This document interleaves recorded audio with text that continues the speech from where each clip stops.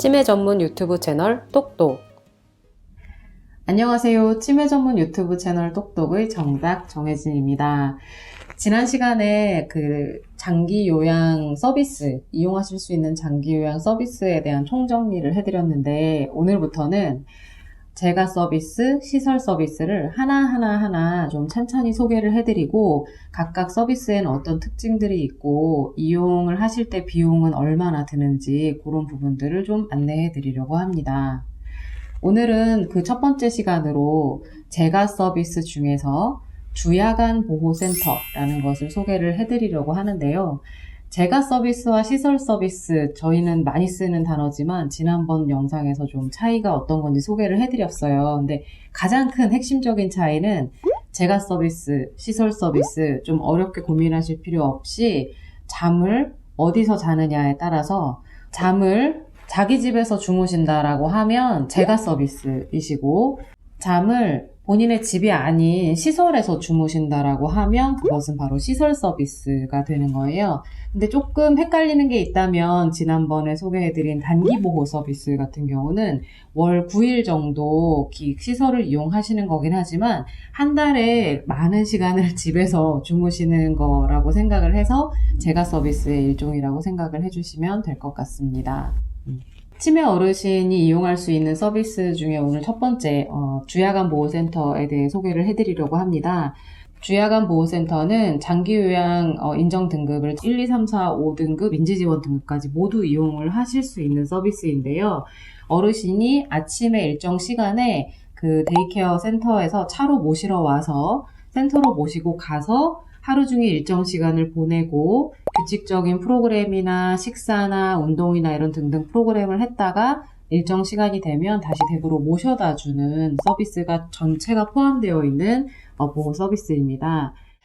제가 어르신을 많이 보면 주야간 보호 시설을 이용을 했을 때 어르신 컨디션이 좋아지는 걸 정말 많이 보는데, 생각을 해보면 주야간 보호 시설은 어르신들이 매일 아침에 같은 시간에 일어나서 어디론가 가고 같은 시간에 규칙적으로 식사를 하시고 그 안에서 인지지원 프로그램이나 어떤 신체활동 프로그램들을 계속 하면서 실제로 어떤 일상생활 기능이 좋아지는 것들을 많이 보게 되거든요.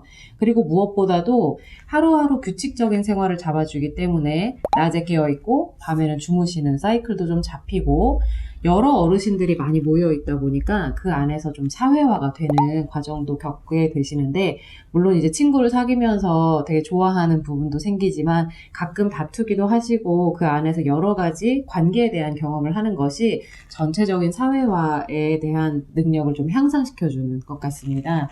그리고 치매가 조금 진행이 되시는 경우에 배회라 그래서 이게 좀 낮에 가끔 집 밖에서 혹은 집 안에서 돌아다니시다가 길을 잃어버리기도 하고, 이렇게 다른 곳에 계시다가 이렇게 경찰분들을 통해서 집에 돌아오시기도 하고, 혹은 집은 찾아올 수 있으나 낮에 목적 없이 막 돌아다니시는 경우가 많은데, 이 배회를 하는 문제도 데이케어 센터, 주야간 보호센터를 이용을 하면서 많이 좋아진다고 합니다. 왜냐하면 특정 목적을 가지고 어딘가를 가게 되고 그 안에서 하루 종일 프로그램을 하다 보니까 배회를 할 시간도 없거니와 실제로 어딘가 목적을 가지고 해야 할 일이 생기기 때문에 배회를 해야만 하는 불안감에 의해서 배회를 많이 하게 되는데, 그 부분이 많이 개선된다고 합니다. 그리고 주야간 보호시설에서는 어르신들이 식사만 끼니 때 챙겨드리는 게 아니라 드시는 약도 잘 챙겨드리고 약물 관리도 따로 하고 있기 때문에 약을 갖고 있으나 제때 잘 못 챙겨 드셔서 컨디션이 좀 어려웠던 분들의 경우는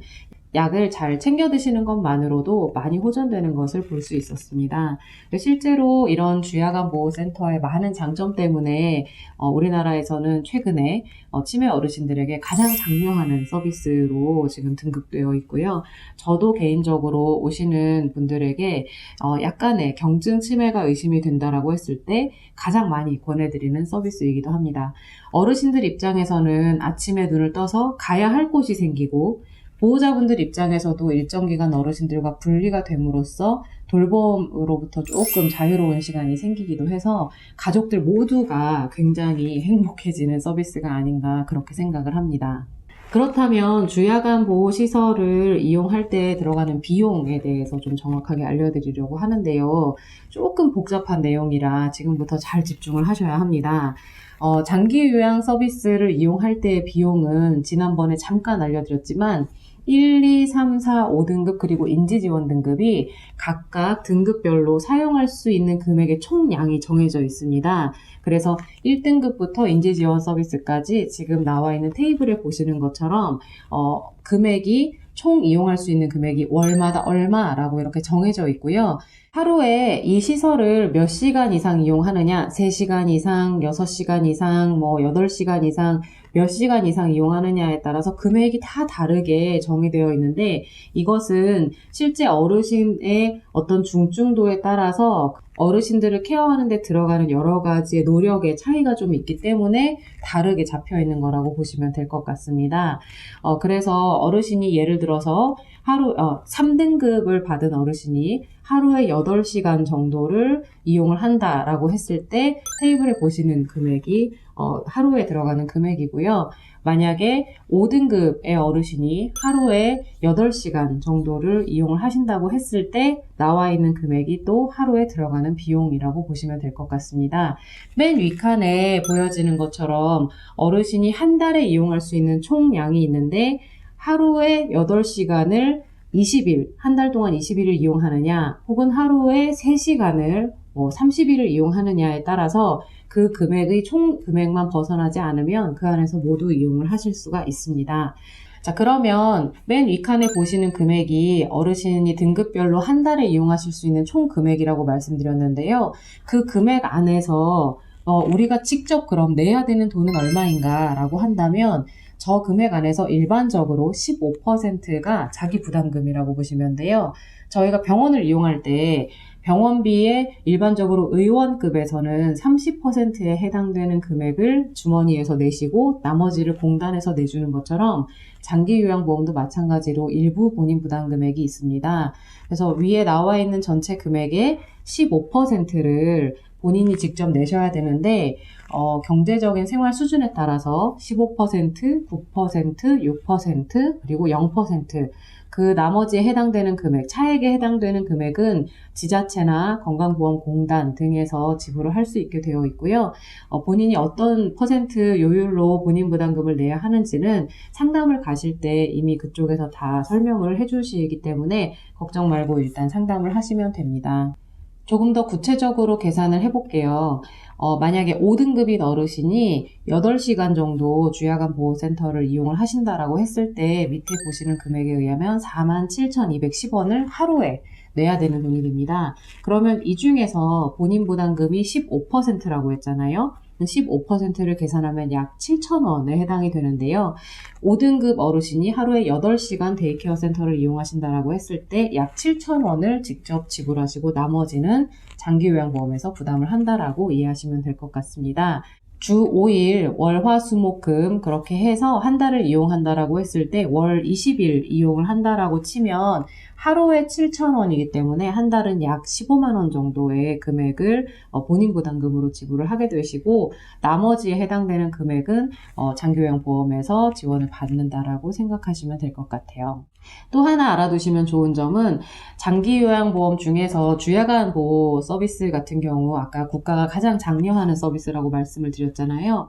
만약에 어르신이 아침에 일어나서 주야간 보호를 가고 다시 돌아오신다 하더라도 아침에 나갈 때 준비를 도와주고 저녁에 돌아가서 그 또 도움을 받을 수 있는 요양 서비스를 함께 받을 수 있다면 좋기 때문에 주야간 보호 서비스를 장려하는 차원에서 하루 8시간, 한 달에 20일을 사용하는 분들에게는 요양 서비스를 조금 더 받으실 수 있도록 실제 지금 받으실 수 있는 총 금액의 50% 정도를 추가로 더 받을 수 있는 혜택을 드린다고 합니다. 그래서 제 생각에는 초기 치매라고 알려져 있는 경증 치매 어르신들 같은 경우는 주야간 보호 시설을 이용할 때 가장 효과가 좋고 만족도도 굉장히 높습니다. 그렇게 해서 하루 8시간, 한 달에 20일 정도를 맞춰서 쓰신다면 가장 효과적인 이용이 되지 않을까 그렇게 생각을 합니다. 여기서 한 가지 좀 이해하셔야 될 것은 실제 시설을 이용함에 있어서 별도의 비용이 존재를 하는데요. 어르신들의 식사와 혹은 어르신들이 그 안에 드시는 간식 비용, 그리고 혹은 그 어르신이 꾸준히 사용해야 하는 소모품, 예를 들면 기저귀라든지 하는 그런 물품들은 추가적으로 보호자가 직접 부담을 하셔야 되는 비용입니다. 식비나 간식비는 보통 센터에 통해서 이렇게 직접 지불을 하시게 되어 있고요. 기저귀 같은 소모품들은 어르신들 직접 이렇게 물건으로 준비를 해서 오시면 문제가 없을 것 같습니다.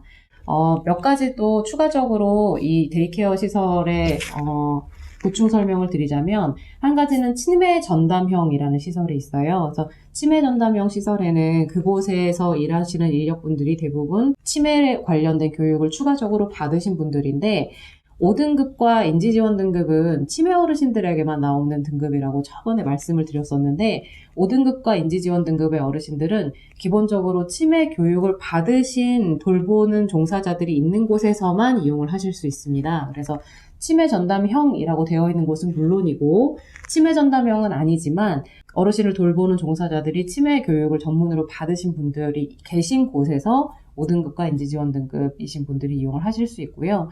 또 하나는 서울에 사시는 분들은 뭐 주야간 보호, 주간 보호, 데이케어 이런 간판들 보면 가끔 서울형이라고 간판에 붙어 있는 곳들을 볼 수가 있는데, 이곳은 야간 서비스를 기본으로 다 하면서 서울형에서 요구하는 여러 가지 조건들, 회계가 투명한지, 그 다음에 식사가 전체 비용이 식사비로 잘 사용이 되고 있는지, 프로그램들은 다양하게 잘 운영이 되고 있는지 등등을 종합해서 서울에서 요구하는 조건들에 다 맞춰져 있는 것들을 서울형이라고 따로 인증해서 기관들을 그렇게 간판에 보시면 인증된 기관들의 서울형이라고 붙어 있는 것을 볼 수 있습니다. 네, 여기까지 오늘은 주야간보호센터, 데이케어 센터에 대한 설명을 드렸는데요. 말씀드린 것처럼 경증 치매 어르신들에게, 어르신들뿐만 아니라 어르신과 함께 지내는 가족들에게 가장 효과적이고 좋은 서비스가 아닌가 그렇게 생각을 하고 있습니다.